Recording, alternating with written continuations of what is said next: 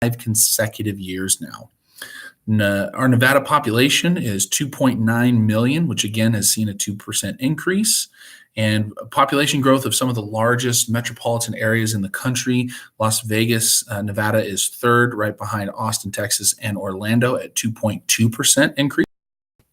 Clark County population has gone up to 2.2 million people. That's a net gain of 2.7%.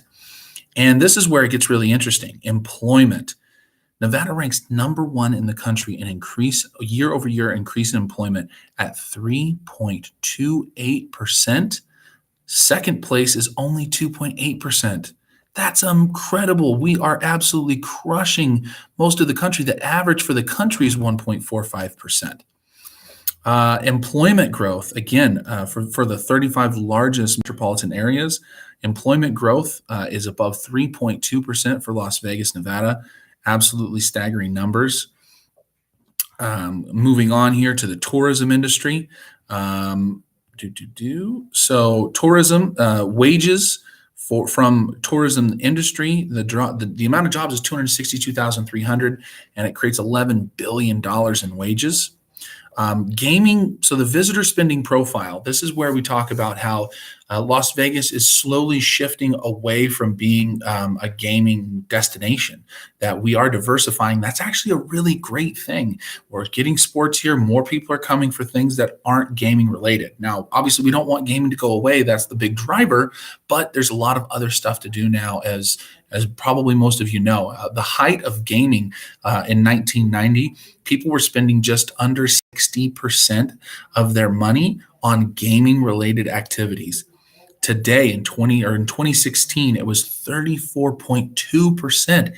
That is almost half of the money that was being spent in 1990 has gone down in gaming. Las Vegas area visitor volume, we saw 42.7 million people come to the Las Vegas Valley to visit. We have a hotel occupancy rate of just under 90% citywide. McCarran Airport, currently at a peak of 48.3 million flights going through McCarran, and that's in 2017, or I should say passengers. We have the 8th busiest airport in the country, and we were actually the second busy for origin and destination passengers. So people coming to visit Vegas, we're the second busiest airport for destination in the country. Let's take a look at the housing market. And this is where it really goes to show how much better this market is than we were back in 07, 08. I know that there's people getting worried about where we're at, what's going on, where we're going. Don't worry, we've got some great news. So new homes versus existing home sales.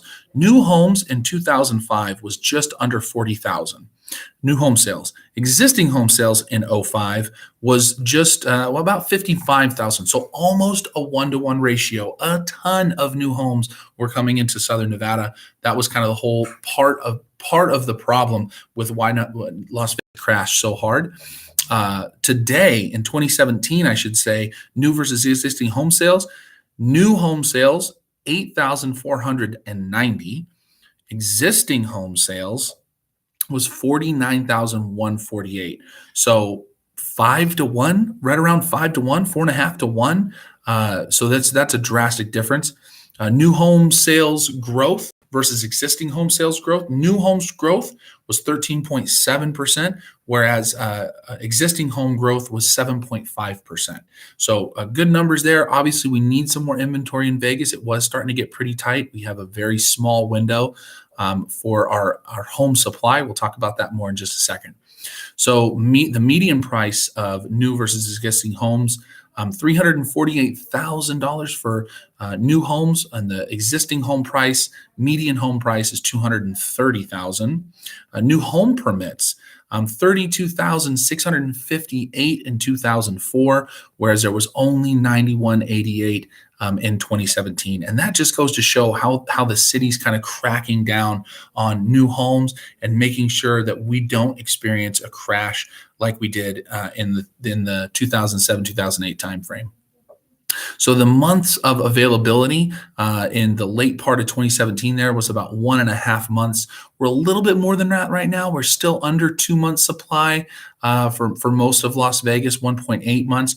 But this is where it gets interesting is the difference in price, right? So if you're under 250,000, you are less than a month's supply of homes, meaning that that is an incredibly competitive price range.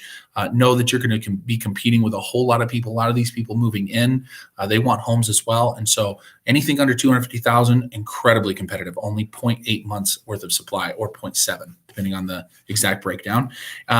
Once you get over 500,000, however, 500,000 to $1 million, there's a 5.5 month supply, and $1 million and over, there's almost a 15-month supply of multi-million-dollar luxury homes here in Vegas. So you can ask me more if you have questions. Ask me about how that's going to affect you and the price range that you're in. This is the last one that I want to touch on, which is notices of breach and default. In 2009, there was 80,000 notices of breach and default. In 2017, we didn't even have 5,000. More people have equity in their home.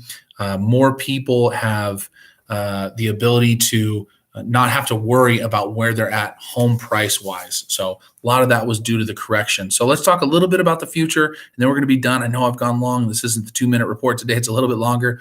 $14.9 billion coming into Southern Nevada over the next year. A ton of projects between tourism related and non-tourism related projects. A ton of them coming down. Let's talk about just a couple of them. Resorts World. If you haven't heard about Resorts World, going to be a multi-billion-dollar casino, massive project right on the Las Vegas Strip.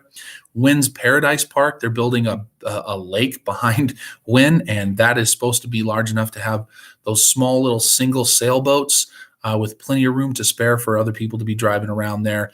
It's almost supposed to be set up like a beach. Looks really, really beautiful. The Las Vegas Convention Center, they're going through a massive expansion. Switch Data Centers, seems like they're growing literally every day. It seems like they are literally constantly doing construction for about the last 5 years. Park MGM, which was the old Monte Carlo, that's getting a facelift and a little bit extra there. Las Vegas Monorail extension, so they're extending the Las Vegas Monorail, which is long overdue. Project Neon, which is the Spaghetti Bowl Highway project near downtown Las Vegas.